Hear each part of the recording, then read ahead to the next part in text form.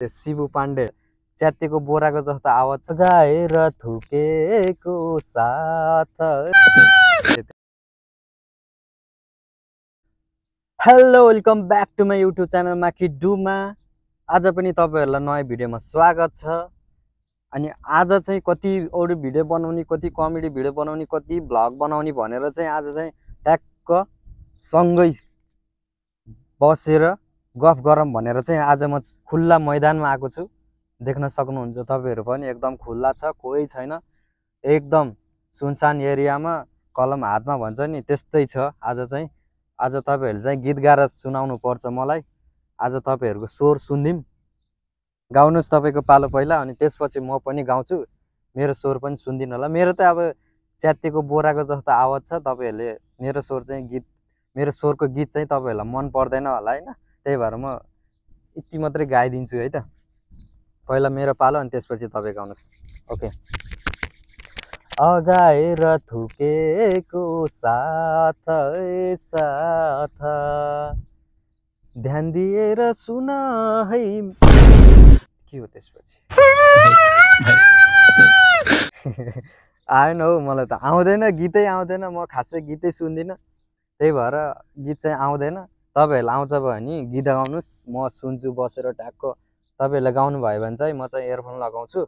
कस्तो राम्रो गाउनु हुँदो रहेछ, कतिको नराम्रो गाउनुहुन्छ भनेर यसो हामी पनि एकछिन जज बनिदिउँ न होइन। ट्याक्क बसेर तपाईँको स्वर सुनिदिउँ, आवाज सुनिदिउँ। अर्कोचोटि भोइस अफ नेपालमा जाने जस्तो छ कि एकैचोटि खाल्डोमा जाने जस्तो छ स्वर। मेरो जस्तै स्वर छ भने चाहिँ नगाउनुहोस् होइन।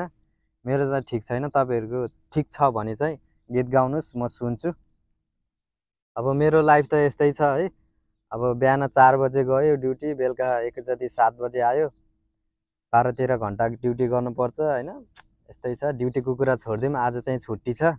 अनि ट्याक्क बसेर गफसफ हान्ने भन्ने सोच बनाएर चाहिँ म चाहिँ चौरमा आएको छु तपाईँहरूको माझ। आज खासमा म चाहिँ स्याड भिडियो बनाउने भनेर चाहिँ आएको थिएँ होइन। स्याड भिडियो बनाउने भनेर आएको, अब फेसले दिएन के। ट्याक्कै एउटा दुइटा यसो स्याड भिडियो बनाउँछु भनेर यसो गरेको, रिल्सहरू बनाएको, कमेडी जस्तो आइदिन्छ कि। म हेर्छम आँखा नि होइन, आँपो सोल्डा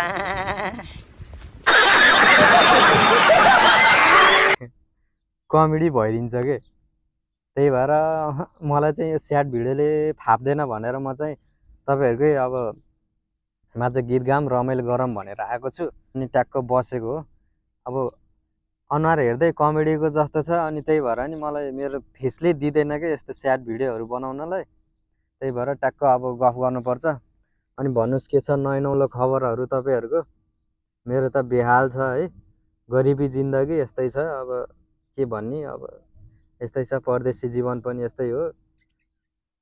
के भनौँ र खै, म त धोका दिनेलाई के भनौँ र खै, तिमी हाँसा भो मै बसौँला रोइ होइन।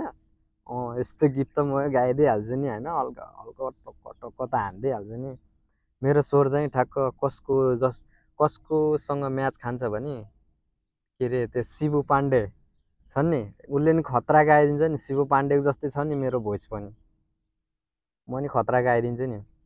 म चाहिँ एउटा गीत गाएर सुनाउँछु है तपाईँहरूलाई, सुन्नु है। इयरफोन लगाउनु है, छ भने लगाउनु, छैन भने खाली बल्ली। ल। धोका दिनेलाई के भनौँ र खै, तिमी हाँस भो मै बसौँला रोइ होइन। ठिक छ नि होइन। शिबु पाण्डेको जस्तो भोइस त छ नि मेरो।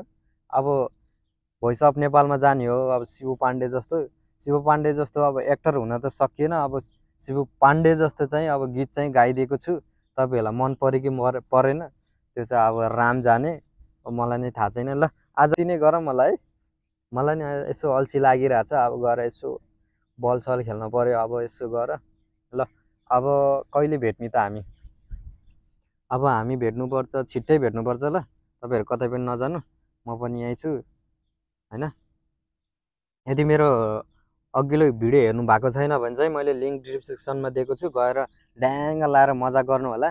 तपाईँहरूलाई हाँस्ने भिडियो मनपर्छ कि के भिडियो मनपर्छ त्यो भन्नुहोस् होइन, म त्यसमा रेडी।